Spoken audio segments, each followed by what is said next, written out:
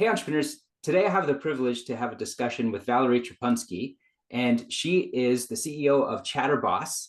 And she's going to talk to us a little bit about this question that frequently comes up, which is how do I know if I'm really getting an ROI from a decision to work with a virtual assistant? Should I hire a VA for this project? Should I wait till my business grows before I bring in some help? And so we're going to answer that question, a couple other key really insights that she has from a book that she's written recently that I had a chance to look into. And I thought, these are some of the exact things that I talk with entrepreneurs about. So I thought, why not bring in the expert? Let's hear from her, somebody who has seen hundreds of hours of entrepreneurs trying to work with VAs.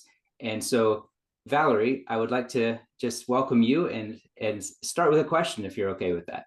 Absolutely. Thank you, Todd. Yeah, so I noticed from your book there's that section about ROI, and you were saying that there's always that cost benefit issue to consider. Can you tell, are there any strategies for figuring out when does it actually make sense? When is there a positive ROI from choosing to work with a VA? Yeah, absolutely. A lot of us think about ROI when it comes to working with an executive assistant. The easiest way and the most common way that we've been kind of trained to think about it is from a dollar and cents kind of perspective. So we look at how much is my time worth by the hour, and then we look at how much am I going to pay my assistant, and then from there we figure out, should I delegate or should I not? However, there are so many other, especially in the role of an assistant, when we are looking at a position that very often does not have templates, it is not as easily and well defined as some other roles like a bookkeeper. And because there is such variety in the kind of tasks that the assistant can do, we want to start looking at ROI from other perspectives. So there's monetary ROI, and then there is psychological ROI. Mm. And on the monetary side, so we just talked about, taking a look at how much is your hour worth, Mhm. and are the things that you're doing in the day-to-day worth your time, or should they be delegated to somebody else, because you will then have an opportunity to generate more revenue. We can also look at it as the number of new clients, the amount of business that was gained. We can also look at it from a monetary perspective, the amount of business that we avoid losing because we have delegated this. As an example, when we have conversations with prospects, if it is the entrepreneur that is having those conversations, but then they don't always follow up, then that opportunity to delegate and have an assistant manage that. On Yeah. the other side, yeah. Well, I was just thinking about one thing you said, the psychological versus the monetary Mhm. reason. And for a lot of the guys and gals I work with, there's this tendency to just look at the number side.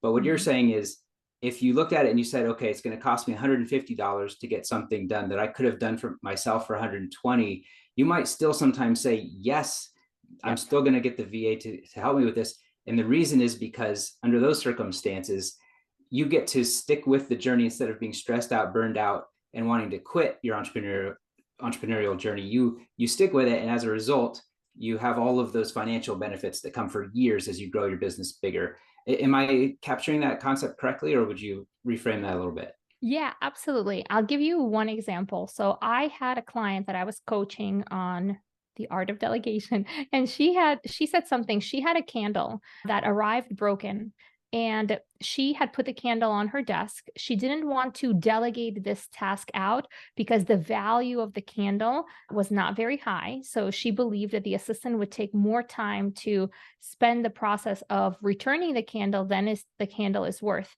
But she continued to have the candle on her desk every single day, promising to herself that she's going to do something with it. And we spoke about what are the different options that she has in this moment where she has a task that she feels is not delegatable from a financial perspective, that it doesn't make sense.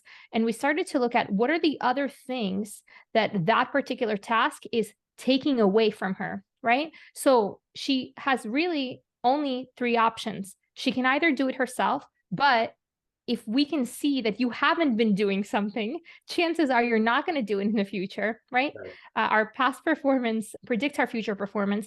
And then The second option that she has is to delegate it out. And the third one she has is to throw it away.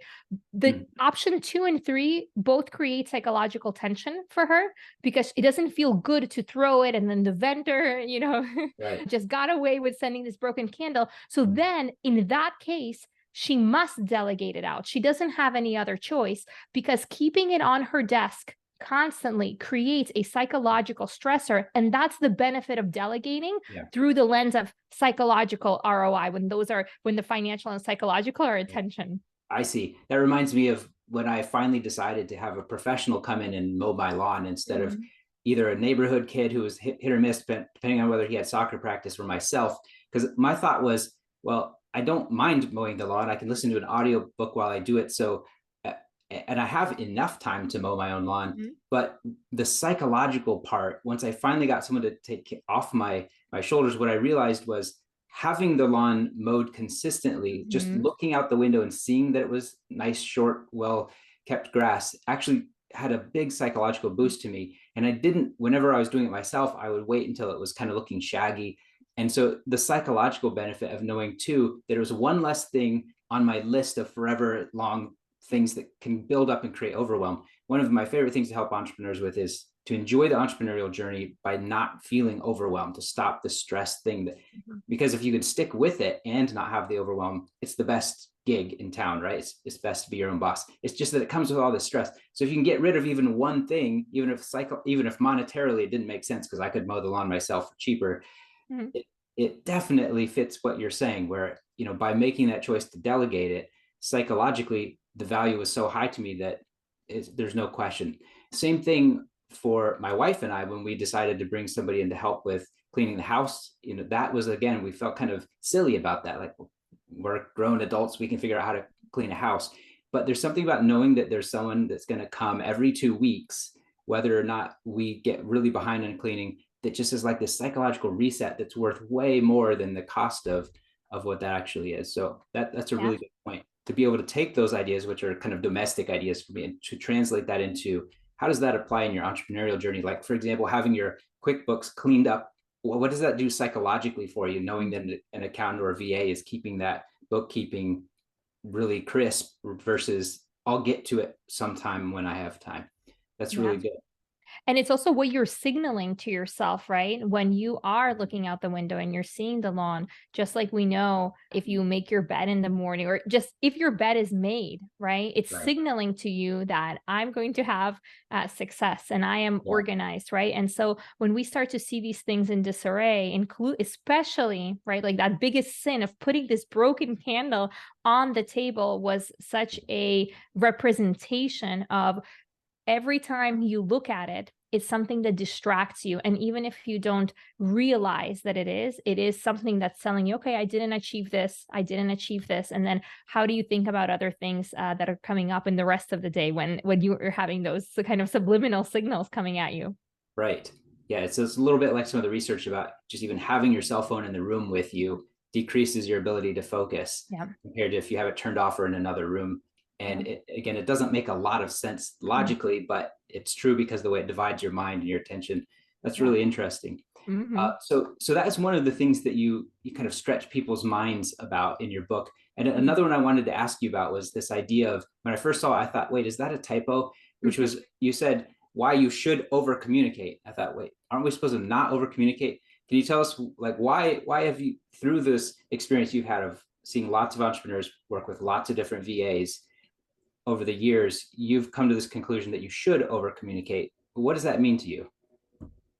When we look at delegation, it all stems from our communication. And today we are particularly operating under new circumstances. We're in a remote world, and okay, we have a couple of years under our belt, but that is nothing compared to where we are from an evolutionary perspective. And so all of this is still really new, and it's going to continue to be new. When we are working and we are delegating to others or communicating to others, and we're in the same room, we have an extra opportunity to catch extra pieces of information. We're also not constrained to, here I have 15 minutes and then my next meeting starts, right?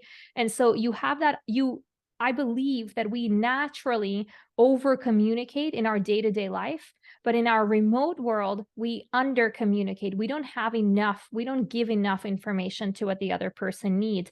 And so this concept that I talk about in the book is something that I've seen in successful relationships between assistants and entrepreneurs. The ones that have managed to decrease miscommunication between one another, it is when both parties over communicate. And what that means is not going off on rants about things that are completely not going off on a tangent about things that are completely unrelated, but giving a little bit of a buffer. I like to say it's when you are driving and you are communicating with the car in the back of you, you're going to say, I'm turning left or I'm turning right. And that's the same thing here. You're just giving it a little bit of extra information from the side of the entrepreneur. If you are over communicating, so giving a few extra details of buffers, maybe some past information, for example, or some ways that you're thinking about this problem, then you are activating creativity for your assistant or for the person that you're delegating, because you're giving them a chance to say, not just be so black and white about the tasks that they're handling, but once they have those extra pieces of information, they can start to offer you some additional solutions that you may want. Ah, that's good. That Yeah. reminds me of what Gino Wickman says in Traction about how important it is to give the end vision, the end goal, so that you have to do less micromanaging, because then they understand the point of it, so they're less likely to go off on some tangent that you have to come in and correct them on. But so you're saying with your VA that applies too. So if you can just be better at over communicating, when we say over communicating, how do we differentiate that from communicating? Like I saw the graphic from your book that kind of explains this, but how would you say that? So communicating, we'll say, is giving detailed instructions. Like, for example, I need a car to pick me up to go to this event at this time on Friday. When we talk about over communicating, it's giving relevant detailed instructions with a blueprint of how you got to those instructions and giving a little bit of extra information. So for example, that same communication can be phrased as, I am going to a gala on Friday and it's really important. And I'm meeting a friend there my friend is going to be waiting for me. My friend may be giving me something that I need to pick up. Actually, they have my ticket before I'm able to enter, something like that, because it then allows them to predict some pieces of information that Right. you might want them to consider when making those plans for you. Yes. Okay. That makes a lot more sense. With that example, I can see how those little details that normally someone might say that's over communicating actually allows there to be less miscommunication, and you have a better experience of delegating. So you're, of course, more likely to continue doing that and reaping the rewards of having done that sort of delegation. Yeah, it's interesting because when I think about when I work with my assistant, Lizzie, whenever I ask her to do something, I will also say, and can you document it in some sort of process for me so that I can then look, and I ask her, can you send it to me to edit afterwards? Because sometimes I'll look at that and I'll realize, oh, apparently I completely forgot some piece because it's not showing up here. And so if I'd done a little bit more over communicating in the first place, I would have to do less editing of that process that we've documented.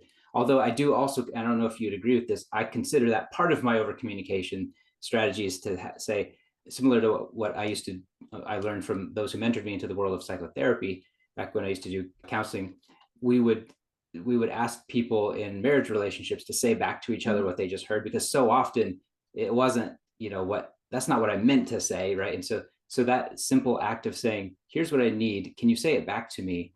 Would you say that's an important part of the communication process as well? Yeah, it's such an important process. And what you're doing is really brilliant in a unique kind of a way. And what you're encouraging the assistant to do is over communicate back to you. And so what you are saying in this kind of a way is take the time, write it down. Almost always you're going to find a gap, because you're right. When we say something, especially some of us who think much faster or speak much faster than we think, right? Sometimes I replay videos of myself recordings and I'm like, whoa, I skipped like 5 words that I thought. And I Mhm. actually didn't say them. So I think that happens to Yeah. a lot of us. We Mhm. think that we say something like, I could have bet you $100 that I said that sentence in that way, but that was just my memory. And thank God now for Zoom and all of that. So now you have the opportunity to have, Otter AI record your conversation, right? You have Right. the software also aiding you in over communication, but will also tell assistants, for example. So for example, you're someone that's very detailed and organized, so you request these SOPs and you are diligent enough to go back and make comments on them. A lot of entrepreneurs can't do that, and it's nothing wrong, Mhm. and we can't train ourselves into doing that. I'm one of those people. If you send me the SOP every single time, I wouldn't have the patience to review it. So then what we'll tell to the assistants is that you should also give, I'm turning left, I'm turning right, even if someone didn't ask you to Mhm. say that information back to them. So exactly what you're saying is definitely something that we share with the assistants to do, and what we write about in the book. Mhm. Yeah. So generally speaking, it's better to try to over communicate. But how do you know if you've gone too far? Because I mean, working with an assistant, part of the point of it is to save yourself time. And if it, and some of the, one of the, I guess the objections I hear sometimes from entrepreneurs when I say, well, what in the world? Like you've got this business that's generating, $1 million a year, and you're still doing all of these tasks. You could do more of what you're really good at if you could bring in someone to help. And the frequent objection is, well, it would take so long to explain it to them that it's just quicker, it's faster for me to just do it myself. How does this over communicating fit in with that? Does it help with that objection at all? What's your opinion on that? That's a great question, because in the realm of over communication is sharing unrelated. So for me, they don't necessarily connect, but I'm curious in the way that you synthesize it, because so I would be curious Yeah, to see how the maybe you should synthesis is break for them you. down for me first. Like, tell me, Yeah. here's why those are separate, and then maybe then I'll see where I can say, oh, well, here's where my brain did this weird thing to connect. Mhm. So on the over communication side, where we also want to steer away from, is you're now giving information that is not related. So for example, we told the assistant that we need a car. Now we've given more information by over communicating, by sharing that I'm going to a gala, my friend is going to have my ticket, maybe I'm going to have a quick bite to eat. All of those things you don't actually have to action, but as the assistant is planning, they may use this information in some kind of a way to make a more effective plan for your travel that evening. Now let's say I now continue going and I say, you know what, last year on this day, I was really anxious because my assistant at that time, they weren't very good. So, they were riding into work on a bicycle, and their bicycle broke down, and then I had to help them, and then the car didn't arrive on time, right? So now I'm giving kind of it's historical information, but it's not related to the task at hand, and it won't help your the individual that's helping you get creative in any kind of way, right? You've just kind of just added a little bit of extra baggage that has Yeah. nothing to do. So sometimes we go on tangents, like stories that are unrelated, or Mhm. talking about different events that happen. And so we want to make sure here that we stay within the realm of what we're talking about, this particular task, and what's happening in the moment. So trying to steer away from too many kind of past events that won't help us with decision making for Oh, the yeah. present moment. Yeah, that's one of the reasons I like using Voxer to send Mhm. messages to Lizzie, is because sometimes I'll do that exact thing and I'll catch myself, and I'm telling her so all these reasons why, like this is why I want to be over the wing of the plane instead of in the back by the bathrooms. And then I realize this is all irrelevant. I've been talking for 2 minutes about stuff. She does not need to know my reason. She just needs to know that I prefer a seat over the wings. And Yes. and so I'll sometimes hit retract right after, and then I'll start over and I can do a 30-second version of Yes, the request. that's it. That's Okay. exactly Yeah. That's a really good distinction. And it does help a lot just to zero in on, okay, here details versus background or reason sort of nonsense. All right. And then, but then the other thing I was asking about, that Mhm. thing people frequently say that sort of that holds them back from delegating more, whether it's to an internal team member or to even sometimes outsourcing, they'll have that objection. You're saying that's a completely separate issue, right? That the idea that it takes too long to communicate things. What would you say to somebody just in general about that topic of, it's easier to do it myself, if that was their objection? Yeah, I love this objection. And the truth is that it's accurate. It's going to take you longer to do it yourself. It's going to take you longer to delegate than doing it yourself. Only for the first 1 or 2 times. And then you exponentially free up your time.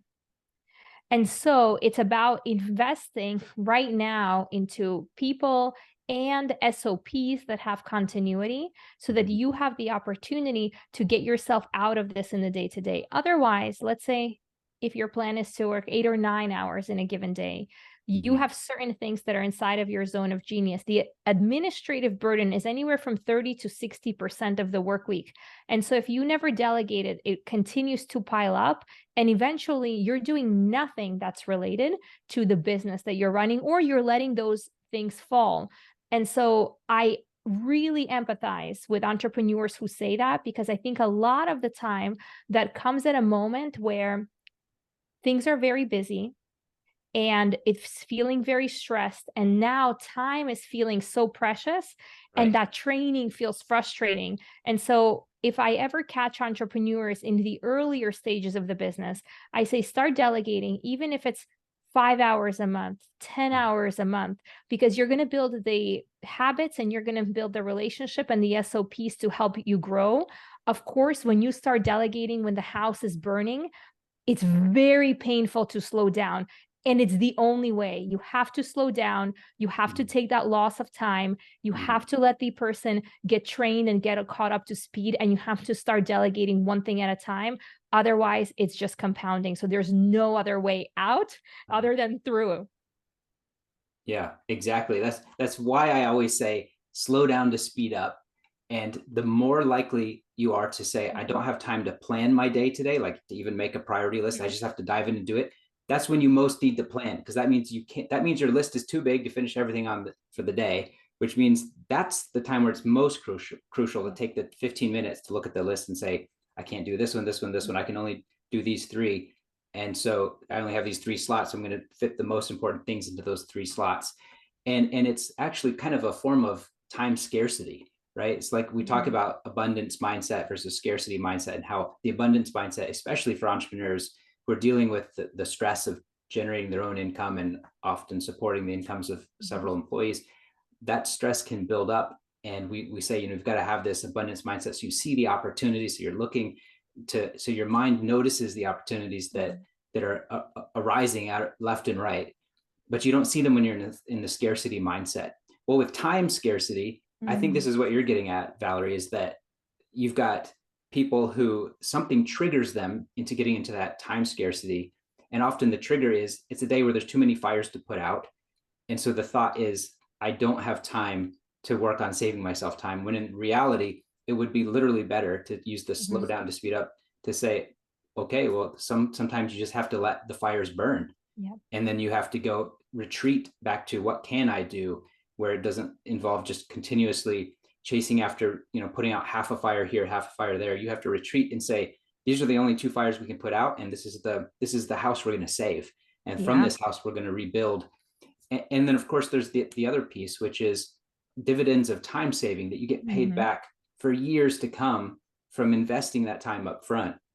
That compounding interest of time saved is incredible. The amount of, I mean, that's why you see organizations get to where they can serve thousands or millions of customers, is because some people are good at that.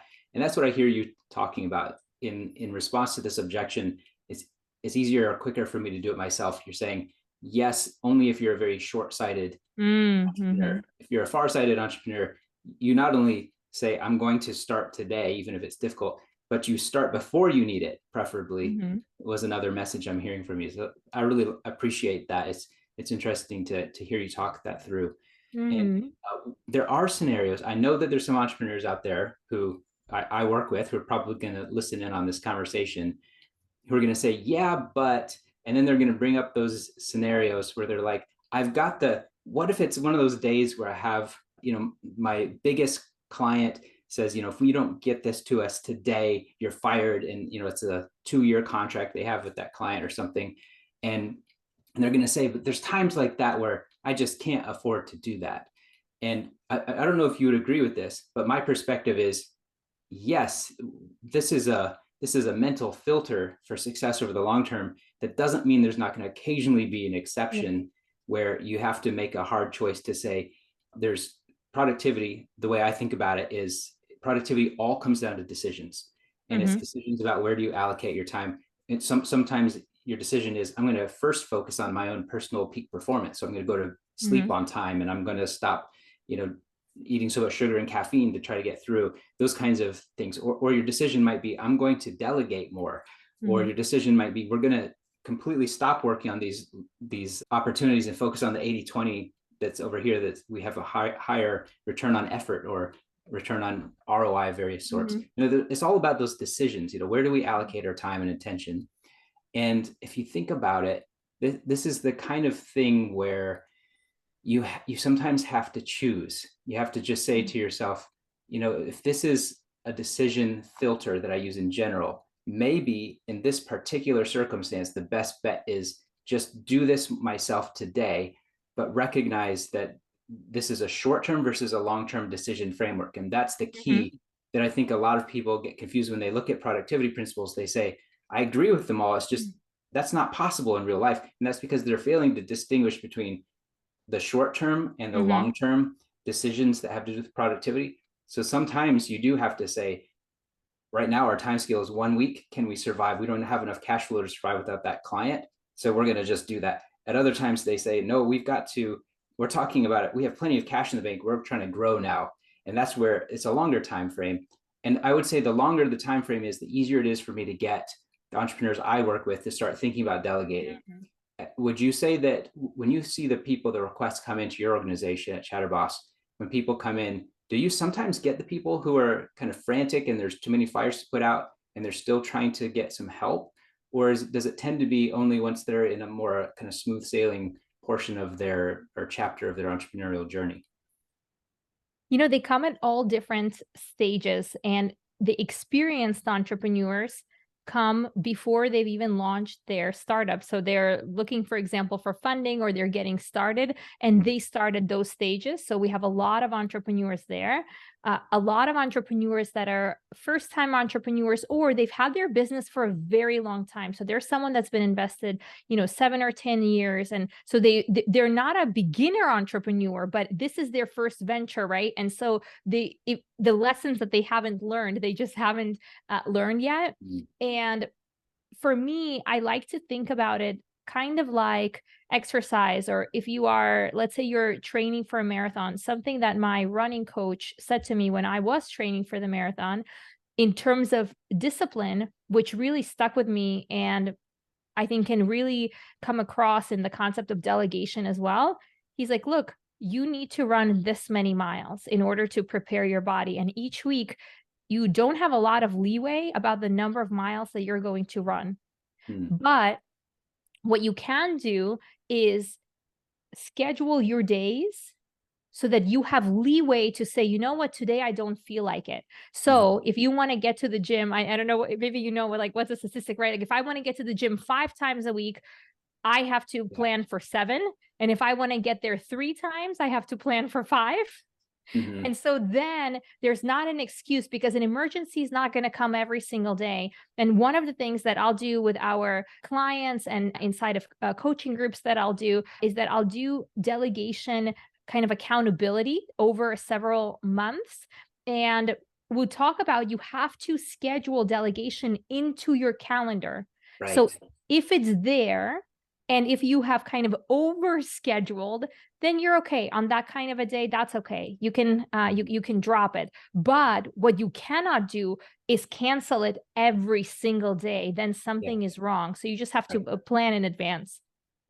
I like that. That's similar to the strategy that I use for myself, where it's a recurring space in my calendar that says systematize something. And if I didn't have that there, I wouldn't do it, because there's always something more urgent than that. But because I've pre-committed to that, and when I get there, I'm like, oh, I guess at first I'm like kind of annoyed. Like I have to, there's all these urgent things, but I have to Uh-huh. take some time to systematize something and I don't even know what yet. And then, but as soon as I start working on it, I'm like, oh man, I'm going to save so much time because I just created this SOP for myself or process for delegating or Mhm. outsourcing it completely. And I'm always glad I did that. So what I hear you saying is you want to do that in terms of working with your VA as well. Like, Mhm. so if I was to work with a VA for the first time, I should put some time into my calendar to do what during that time? Make lists of things to delegate or to actually, start delegating with recording, here's what I Mhm. need, or what would you use the time for? Depends on your personality. There are some of us, so I'm fascinated when I speak to entrepreneurs like you, because for someone like me, if I put something in my calendar, systematize something, I guarantee you I won't do it. It lives in the calendar. I need accountability. And there are many entrepreneurs that work in this kind of way. So if you are operating, if you are someone that's structured like you, then putting it into the calendar is great. And Oh, then you can I know have what like you're going to two say. working Yeah. sessions. Mhm. Okay. And so you can have, for example, two working sessions a week where you're doing the act of delegating, and then three where you're planning. For Mhm. someone like me, I need to have 3 to 5 sessions a week scheduled with somebody. And some of those sessions are working sessions where I am doing some kind of organization that actually I need to think through how to delegate, but I Yeah. need somebody on the line. Otherwise, I won't show up. And there's also no shame in that. And so that's the other point that I want to share with entrepreneurs is that if you're wired in that way, Mm. then being embarrassed by it Yeah. only takes you away from the success. If you know that that's how you work and you can set up those accountability systems, that's a life hack that I've discovered for myself Yeah. that I That's can awesome. literally get done everything that I need to, even though it's really hard for me to do it on my own through the use of an assistant. Yes, that's amazing. So it reminds me of what Randy Massingale says, play your game. He Mhm. says that over and over again, former senior advisor to Bill Gates. And he means a lot of Mhm. different things by that. But in this context, play your game means Mhm. don't try to pretend like you're one of those people who will do what Mhm. your calendar says if you're not. That's not playing your game. You're going to lose that game because it's not Mhm. your game. Instead, recognize that, okay, I'm the kind of person that if I have a meeting with my VA, I know I'm going to show up and then we can do the delegation or work through things. Mhm. I love that. It's really good. And another one other thing I just wanted to point out that's really genius about what you were saying is to not overschedule yourself to where you're working at 100% capacity. One of the things I try to get entrepreneurs to do as we're working to lower the overwhelm and the stress, and also to make, ironically, more productivity, more gains in whatever goals they're working on by by working at 80% capacity instead of 100% capacity. And it sounds backwards, right? Like, why would you accomplish more by doing less? And the reason is because of exactly the sort of thing you're saying, that if you schedule 5, knowing really you're probably only going to end up doing 3, it's such a more likely scenario for you to succeed Mhm. because you're saying, I really probably my capacity is only 3, but I'm going to create the space for 5. But the reason it allows entrepreneurs to make more progress is because you do things like delegating, you do things Mhm. like planning before you start. You spend less time as a result putting out fires, more time building systems, and you don't jump at every opportunity. Because if you have 3 opportunities in front of you and you're like, I guess I have to pick one because you have this pressure, internal pressure to try to Mhm. be productive, but none of them are really that good. They're not high upside asymmetry relative to the Mhm. downside risk potential, but they just feel as compelled to work, so they choose one. Yes. It would be better just to wait and do nothing if you have 3 mediocre opportunities for an entrepreneur to pursue. Wait for that fourth one to come along, and maybe while you're waiting, do some delegating, bring Mhm. in a VA, systematize some things, take it off your plate to where now it's like you're working at 20% capacity. And you're like, what do I do all day? And then that's when the golden opportunity lands in your lap that you would not have been able to take advantage of if you had just been working at 100% Mhm. capacity, because you just would say, I can't do it. Mhm. So yeah, that's Yeah. really good. So I've been asking you about this over communication, and we kind of veered into several topics, but I want to come back to this one about personal responsibility, because Mhm. it's one I actually was laughing with Lizzie, my VA, this morning. I said, I'm going to be talking with Val about personal responsibility, some other stuff. I'm not sure if I want you to listen to that. And she was like, I'm definitely going to listen to that. But let me take a quote from, I think this is directly from your book, if I remember right. I take the stance that everything that goes wrong in a relationship with an assistant is my responsibility. If I didn't get the result I wanted, either I didn't select the right partner or I didn't explain myself well enough. That's a pretty strong statement. What would you say about that? Yeah. There is a power dynamic when we are working with assistants and just in general with people to whom we are delegating to. And with great power comes great responsibility. And that's where I sit when it comes to, things that are going wrong. Now, of course, right, you want to work with individuals who are proactive and that are going to bring up the solutions for you, right? So that's not to say no relationship can be one-sided, but I find it for the entrepreneur extremely helpful to put that mindset into the context for themselves.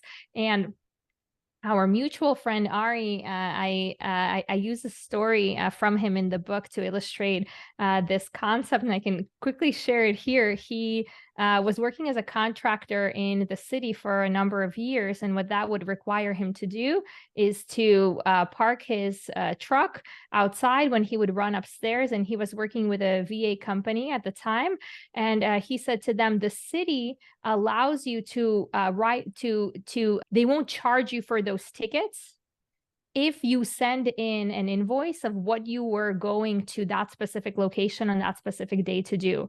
Hmm. So he wouldn't take the time to park and to pay for the garage. He would accept the ticket. When the ticket would come, he would have the VA send a rebuttal of like, "Oh, well, I was here." So this was working really nicely. He's like, "I delegated really well." Hmm. And I've come up with this hack for myself.